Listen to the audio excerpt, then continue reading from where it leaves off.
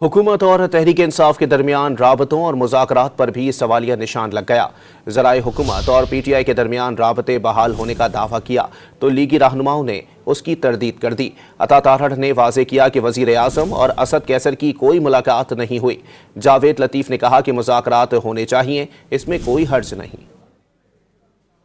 हुकूमत और पाकिस्तान तहरीक इंसाफ के दरमियान मुज़ाकरात की उम्मीदें फिर धुंधला गईं। गुज़िश्ता रोज PTI वफ़द ने बैरिस्टर गौहर की क़यादत में स्पीकर कौमी असम्बली से मुलाकात की। ज़राए के मुताबिक मुलाकात में अयाज सादिक की मुज़ाकरात के लिए पार्लियामेंट का फोरम इस्तेमाल करने की तजवीज़ पर इत्तफाक किया गया। वफाकी वज़ीर इत्तलात अता तारड़ ने हुकूमत और तहरीक इंसाफ के दरमियान राब्तों, मुलाकातों और मुज़ाकरात की तरदीद की। निजी TV से गुफ्तगू में उन्होंने वाज़े किया कि वज़ीर आज़म शहबाज शरीफ की असद कैसर से कोई मुलाकात नहीं। हुकूमत और PTI के दरमियान मुज़ाकरात की खबरों में हकीकत नहीं।